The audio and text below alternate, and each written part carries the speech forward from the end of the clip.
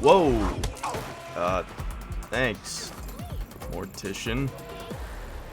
I'll enjoy this.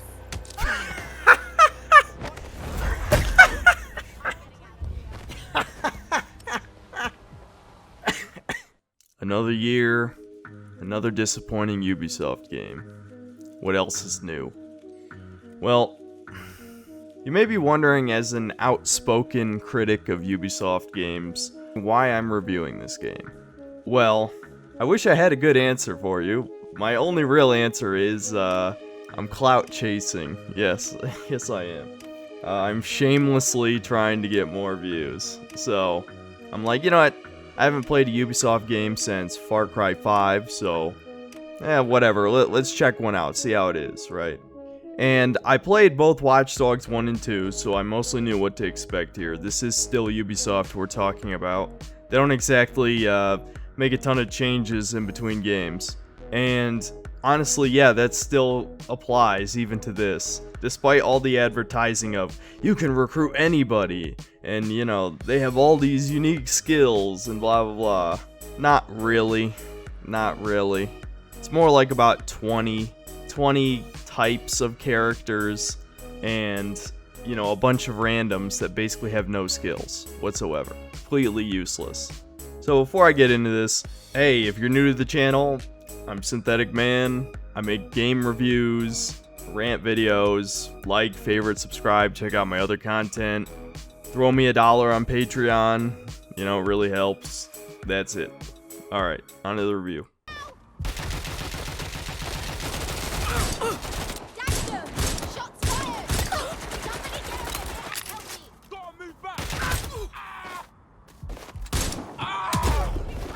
So first, let's talk about gameplay, because that's obviously the most important part of the game.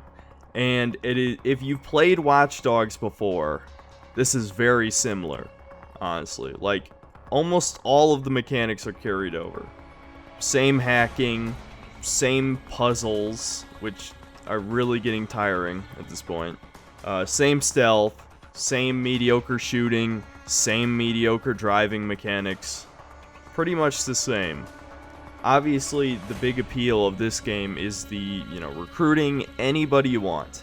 Any human off the street, right? It finally has a use to that whole profiling thing that's been around since the first game. Not just about stealing from people's bank accounts, you know? So what kind of people can you expect to recruit? Well, any random off the street will probably only have 1 or 2 okay skills and then 1 downside. And this can be anything from, you know, they have a special unique weapon, whether it's a handgun, shotgun, assault rifle, whatever, which is very interesting. You know, despite this game being marketed as kind of like this is the late stage capitalism dystopia you can look forward to, where there are private military contractors and you're being suppressed by corporations, blah blah blah, you know. There's some light cyberpunk themes in this game. Despite all that, this game seems to be very pro Second Amendment, as every citizen of London has like a fucking shotgun hidden in their home somewhere, which, listen, I've never lived in the UK, I've never been there, but somehow I don't think that's realistic, considering you can't legally own guns. But, you know, this is a video game, so I guess they needed some reason for you to recruit these randoms. So sometimes they can even have pretty useful weapons, like a silenced MP5. I went on a quest to recruit a hobo just for that MP5, and that was kind of fun. But for the most part, people off the street don't really do anything useful. You know, if you find a construction workers are surprisingly one of the more useful ones, because essentially there are disguises in this game. They're not, well, not disguises, but, you know, they're company uniforms that people wear that they can use, that is essentially like a disguise in Hitman, you know, where anyone who actually works there will see through it, right, if you get too close to them, but it makes stealth easier. The only thing is that doesn't make any sense with these uniforms, and I imagine this is kind of a tech limitation, is that if you actually work there, why would they see through your disguise? Like, you actually do belong there. So why would you get detected? And again, I know part of this is gameplay limitation, but the most annoying part of this was that I spent about an hour to recruit a Buckingham Palace guard, right? Because of his G36. I wanted to try out the G36. And guess what? He gets fucking detected at his own guard post that you recruited it from. Did he like quit his job to join DedSec? It's stupid. It doesn't make any sense. But it was a waste of time too, because the construction worker I mentioned before, he can summon these cargo drones, right? And you can ride on them. You know, you saw this in the trailers, I'm sure. And this kind of breaks the open world experience if you have a lot of patience, because there's a lot of collectibles in this world, as you would expect from any Ubisoft open world, right? And there's really only 2 good collectibles, and then the other 2 are just kind of stupid and a waste for the most part. Maybe 3 good collectibles at most. But you've got your tech points, which are the ones that you really want. They basically buy you upgrades for your gear, your various gadgets and things. This is a good idea, but the problem is the usable gadgets were designed very poorly, because you're always going to use your infiltrator spider bot every time. You know why? Because almost every location with tech points needs your spider drone to actually get the fucking tech points. You gotta like hide in these vents and shit and like do platforming challenges and things. It's kind of fun, I guess. You don't want to do it 100 times, obviously, but for some reason, probably roughly half of the locations in the game, you need the spider drone to actually get the tech points. And you can't change gadgets in a restricted area or when you're being, you know, hunted by enemies, right? So as much as I wanted to use like invisibility, the missile drone, EMP grenade, you always had to switch back to the drone. So you might as well just always have the infiltrator drone equipped. Why would you have anything else equipped if you always need it? Is poor design, honestly. Because the other gadgets are useful, but you gotta have those tech points. Because the tech points are straight broken after a certain point, right? Because combat in this game is extremely basic. But, you know, you shoot someone in the head and they die, you know, and it's a cover-based shooter. So you don't really expect much complexity. But the biggest threats are these drones, right? They got huge riot drones that have shotguns and pepper spray. And then they have even bigger drones, like these counter-terrorist drones that can shoot missiles and have, you know, like a machine gun. The problem is, if you get enough tech points, you can straight up hijack them and use them, like, to your advantage. Because normally these things can absorb a shit ton of bullets. But if you take them over, you know, that's knocking out 2 birds with 1 stone. You can kill the enemies with their own drone and let them kill the drone that's the real threat.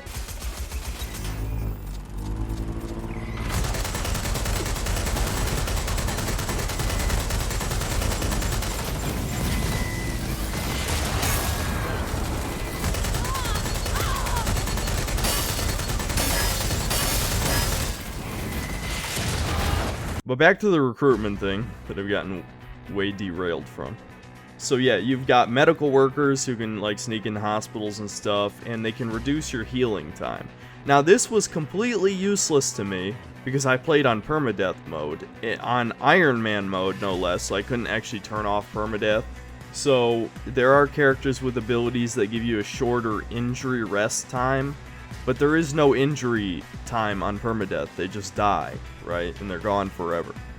So all those characters were useless to me that had those abilities. Also, I never got arrested. So the whole arrest time thing was also useless. I'm not sure if getting arrested is turned off in permadeath. Then you kind of have like the specialist classes. Now these are the interesting ones, right? These are the characters that actually fundamentally change the gameplay in some way. Sometimes minor, sometimes they pretty much make the difference between the game being fun or not fun in a lot of cases. Now, you do get a few of these for free for freeing each section of London, right? You'll just get a free skilled operative. Basically, I'll start with the ones that don't really do much. You have the football hooligan, who basically they are just similar to the boxer, which I'll get to soon. in that they're more of just a melee focused class. The football hooligan special abilities, they can summon their fellow soccer buddies, and you can go just beat up people in a group, which is, I guess that's kind of a fun idea. Similar to this is the protest leader, who can use their megaphone to rally up nearby pedestrians to beat up Albion or Kelly or the Kelly gang or whoever, right? The problem with this is as soon as people pull out their guns, those civilians are fucking dead, dude. They're not surviving the encounter. So I did not find much use out of these characters. Then you have the boxer character, which mainly is useful just for these underground fighting leagues. They have bare knuckle boxing, right? This is kinda, it's overly simplistic. Like, I'll give them a little bit of credit, they actually gave a couple mechanics to the boxing, but it's still very simple. You punch, you dodge, you counter punch, and you grab. That's literally your only moves. That's all you get for the whole thing. Very easy, especially if you played, you know, like a Souls game or any of Platinum Games stuff, and you're used to dodging. One thing that is kind of funny about it is, one, it's unisex, which, I don't know, that's kind of bizarre, don't you think? I know Ubisoft is clearly just trying to do, like, a whole everyone is the same type of thing. I mean, the operatives that you recruit are completely randomized, whether they're male, female, or, you know, white, black, Indian, Asian. But still, I mean, really? Do I need to explain why we don't have unisex boxing or MMA in real life?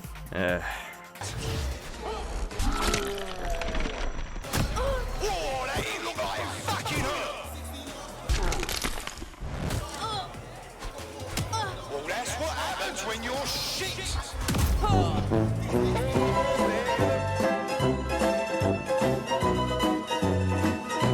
I guess it doesn't really matter since the champion of each bare knuckle boxing league cheats anyway. Some of them you literally fight 2-on-1 or 1-on-2, which is it's pretty funny, but it's also like there's no rules whatsoever to this. One guy even gets a crowbar thrown in.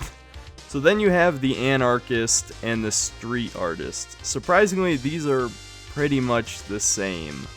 I barely use them. Their special gadget is a smoke bomb or a paint bomb, which basically do the same thing. It just stuns the enemy for a couple seconds. And the street artist specifically has their paint gun, which is a silenced, you know, paintball gun. You know, it takes like 10 headshots to take down an enemy, so it's useless. Completely useless. Also, the anarchist has a studded bat. I'm not sure if they always do, but the one that I got had one. There's the hacker, which is the first specialty class you get pretty early on. And as you can imagine in a game about hacking, they're pretty good. They have area of effect hacks, and they have shock hacks, which basically damage an enemy, right? And other than that, yeah, I mean, it was pretty solid, I guess. I didn't really play too much into the whole hacking stuff unless I really had to, so I didn't use her that often. Then we get the three best. We have the beekeeper, which I've only ever gotten one of, which was the reward for freeing a Boro, so I'm not sure if there's only one in the game or not, which I'll get into later is very depressing. But basically, the beekeeper has robot bees that attack people. I've had enough. Now feel the sting. Not the bees! It's awesome. I love it. You can have the robot bees attack up to 3 targets at once, and the beekeeper has a special gun that can detonate the robot bees, which basically takes out anybody in one shot. It's awesome. And yeah, I mean, that's pretty much it. Also, their suit is immune to electricity, which can be useful if you like the grenade launcher, the DedSec grenade launcher, as it's electricity based. So yeah, that one's just fun.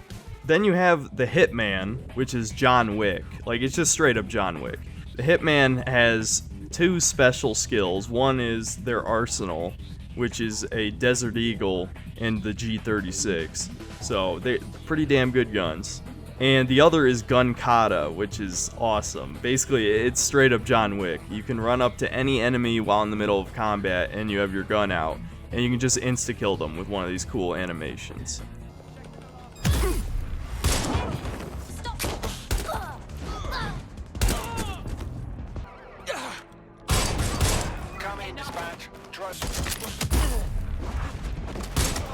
Yeah, Hitman was probably my favorite because they were not unbalanced necessarily, and they're fun, combat focused, and they have good skills. Then we have the best in the game, which is just straight broken, which is the Spy. The Spy not only has a silenced P9, which for some reason has like an insane headshot multiplier, meaning it can just one-hit kill anybody from close range. And mid-range most of the time as well. Which is completely broken, by the way. This was how you broke Watch Dogs 1 stealth. I remember, way back in the day. Just get a silenced handgun and headshot everyone, and boom, stealth's broken. Which reminds me, I watched ACG and Skill Up's review before, well, basically in the middle of recording for this game, right? And they were too easy on this game, especially Skill Up. I swear Skill Up was like low-key shilling for this game, even though he did point out some real negatives, downsides. I think he's trying to stay on Ubisoft's good side. But he said this game has good stealth. And in a weird way, it kind of makes me hopeful for if they were to make a Splinter Cell game, because a lot of the stuff that you do in this game, it's stealth, man. It's a really competent stealth game.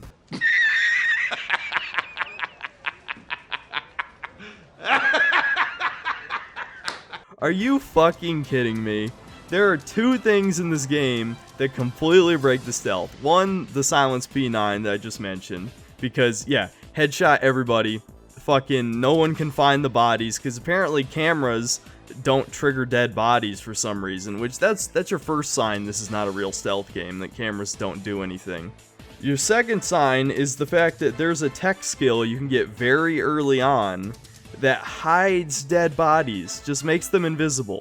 So if you stealth take down people, just instantly they're gone. So you can just go behind cover and chain take down people over and over again. I did this multiple times. I have multiple clips that I'm going to be showing here of me just stealth takedown, stealth takedown, stealth takedown. Everyone's dead. It's done. It's gone.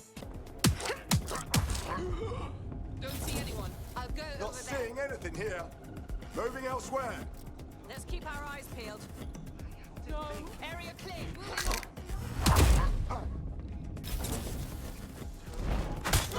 Stick to procedure.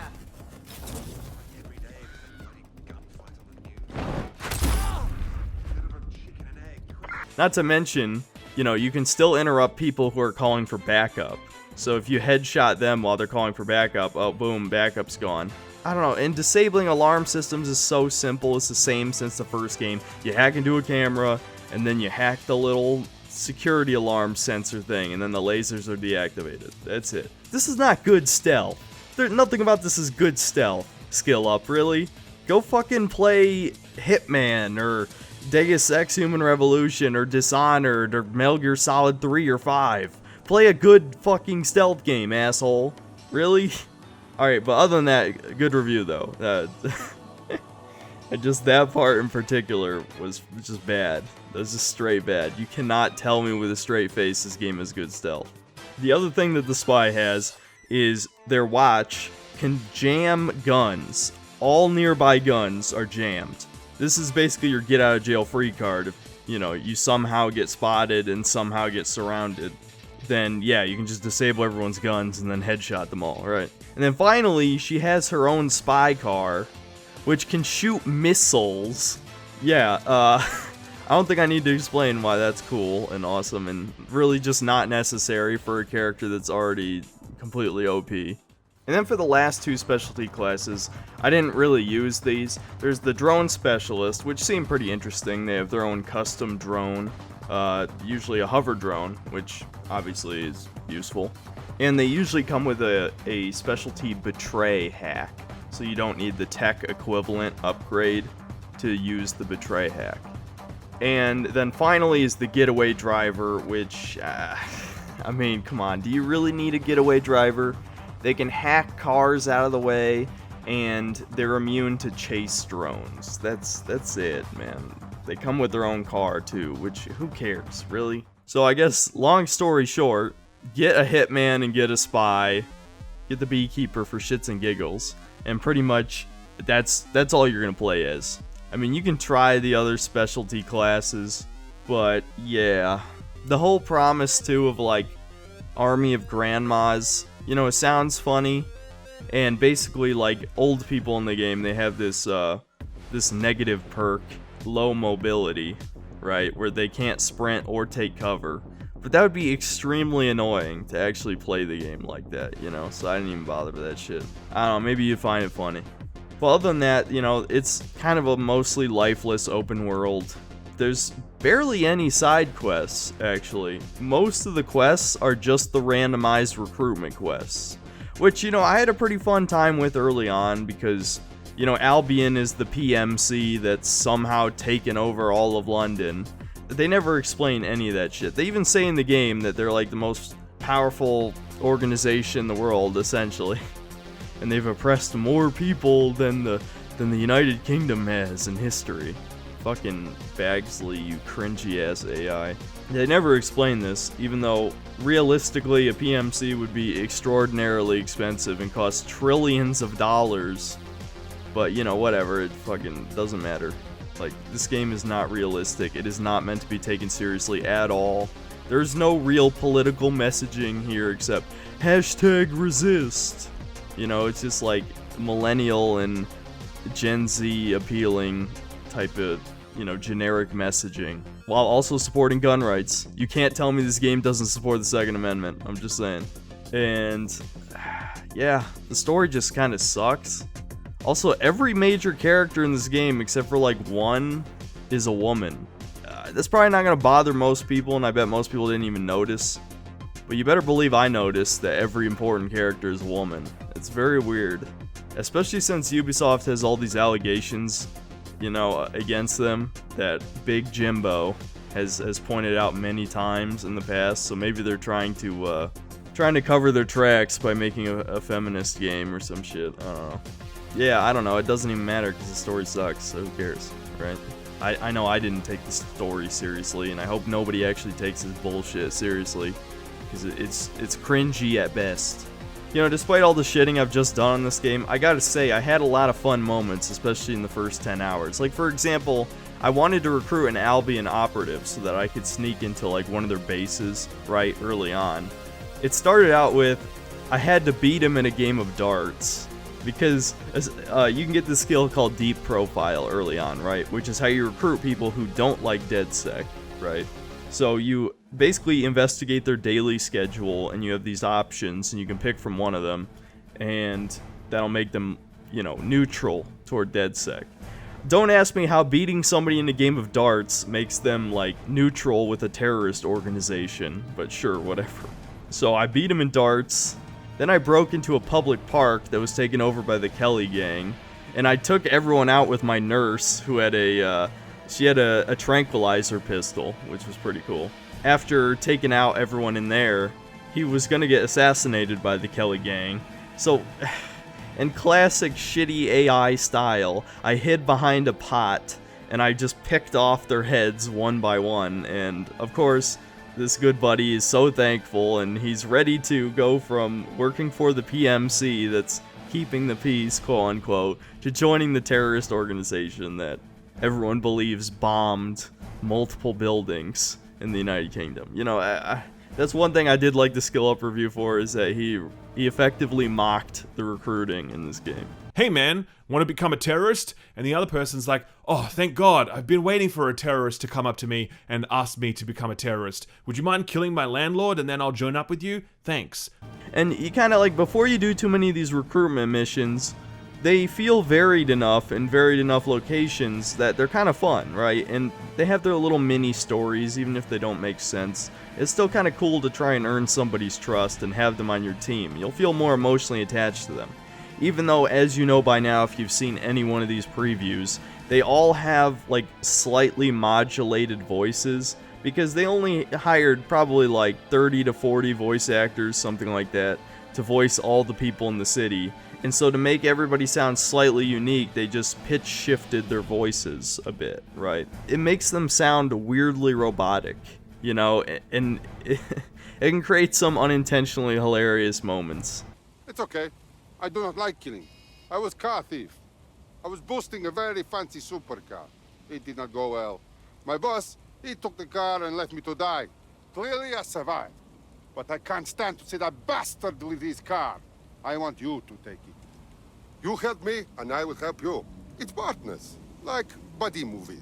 Oh, my adrenal glands are tingling. So, other than that though, I will say I actually was attached to some of my characters. A little bit too attached, as I'll admit I alt F4'd multiple times to save my spy and Hitman, which led to something I'm pretty ashamed of, which is that I corrupted my save file, which I guess I deserved, because I tried to save my Hitman one too many times from a cheap death. And luckily I did manage to get my save back, but it deleted all of my characters. All of them. All I had was a glitched out version of the starting guy from the prologue, Dalton, right? And so I had to re-recruit all my guys back. But in doing so, that's when I realized how little variation there is between characters in this game. The two replacement Hitmen I required were virtually the same in terms of skills as my first Hitman. Same goes for my a new spy. She was completely the same as my old spy. You know, yeah, sure, they have a different face, but the skills are basically the same. So they need to flesh out this system. I've heard multiple people, ACG was the one who kept pushing to say this system was like Watch Dogs' Nemesis system. And while not benefiting from this comparison greatly, I gotta mention it, it has a bit of a Nemesis from the Lord of the Rings kind of feel to it, but in a very lighter style and spread out across every character in the world. Well, it's not that good though. It's not. The Nemesis system was awesome, where you could purposely manipulate it to create an arch nemesis, right? You could take like a level 1 orc and make him go all the way to level 60 and have like 5 immunities and like maybe 1 weakness or possibly even no weaknesses whatsoever. And he was like a god with like a poisoned spear that could kill you in 1 hit, essentially, right? It created this cool challenge and like this personal story. In this game, most of the NPCs are the same, you know, even though you will still probably get attached to whoever your favorite is. There's no variability between them. The system isn't deep enough, you know? I feel like each NPC needed a leveling system. They needed skills they could earn, or maybe new guns they could earn, or maybe they could have specialty gadgets. Just more variance between them, you know? Like every spy and every Hitman is the same. You know, it just kind of falls apart. The whole system falls apart. They could have just ripped off the Nemesis system, you know? There's a lot of non-lethal methods in this game. And they could make it so if you non-lethally took out Albion guards, maybe they leveled up and had like power armor the next time you saw them or something, you know? Just have fun with it. It's sci-fi, who cares? Just do something cool. Instead, we have this ankle-deep system that it's just like any of Ubisoft's efforts. They never put in the full effort to make it engaging. And yet, some people are still, like, hopelessly enamored. I know I've shit on Assassin's Creed Odyssey, like, 5 times. But the amount of people I've seen that are excited for Assassin's Creed Valhalla just greatly disappoints me. Because it's clear, especially to me, that they don't really care to make a deep RPG. They just want to rip off Witcher 3 surface level, you know? They don't have any interesting dialogue choices or quest decisions or anything like that. And it's just like this with the recruit anybody system, whatever you want to call it, right? There's so much potential here, but it's just wasted. It's completely wasted because they didn't put enough effort in, you know? And because the story sucks, and there's no characters to root for or care about, because pretty much every character is obnoxious in some way. Even Bagsley, the AI, even though sometimes he's amusing, sometimes he's like just kind of annoying and pandering. So there's not a lot to like here other than the gameplay. And the gameplay isn't that much different from Watch Dogs 1 and 2. So, yeah, I mean, is it the best Watch Dogs game? Yes, but not by much, really. I don't usually score games, but just to give you a comparison, I'd say Watch Dogs 1 was a 6 out of 10. You know, nothing special about it whatsoever. You could have fun with it. Watch Dogs 2 pretty much improved on everything. Better characters, not a better story, but, you know, at least I remember bits and pieces of it. More interesting side missions, bigger budget overall. I'd say San Francisco was like a lot more lively than Chicago, I guess. I don't know. Or at least that's how I remember it. And so it was like a 7 out of 10. And this game is like a 7.5. You know, like it's like a half step forward. Sacrificing what was left of the story, I guess, was an okay decision if it meant making better gameplay, which, yeah, it's a bit better. But overall, it's not a great game. It's a decent game. It's not worth $60, I can tell you that. That's for sure. Though, if you wanted to pick it up at like 30, maybe even 20, you can have a good time. The first 10 to 15 hours are pretty solid, especially before you figure out how shallow the recruiting system is.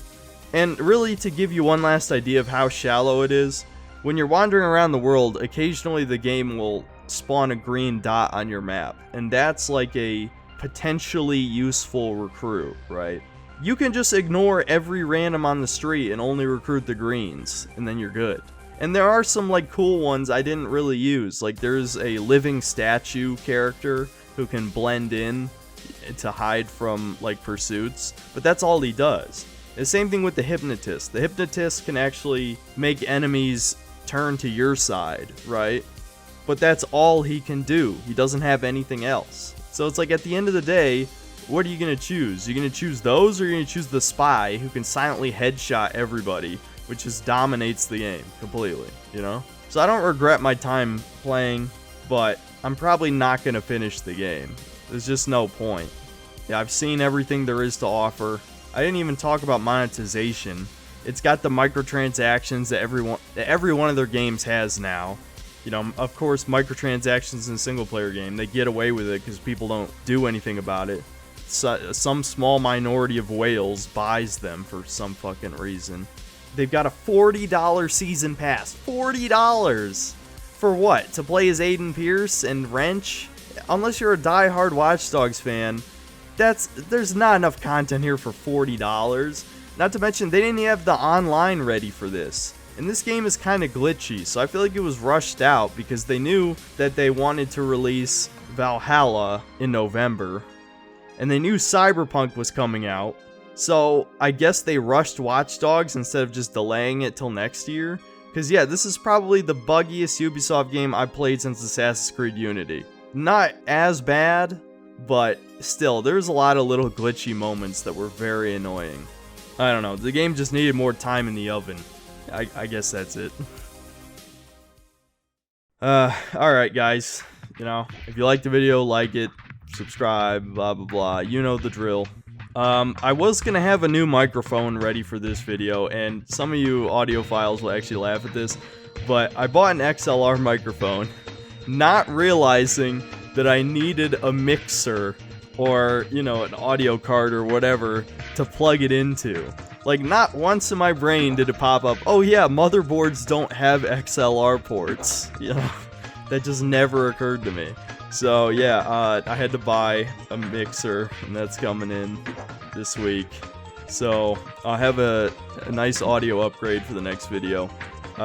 Which, speaking of which, I had to spend another $50 on that, so if you could please throw me $1 on Patreon or something, that's it, you know, just do what you can. You won't hurt my feelings if you don't donate, it's fine, but help me out please, if you can. Other than that, because Cyberpunk was delayed 3 weeks, I've got a slightly different schedule for November. I'm gonna do some more retro games, gonna do my first, Patreon requested video, so you guys get to see what that looks like. But yeah, I'm not entirely sure what my next review is going to be. We'll see. I'll see you next time, guys.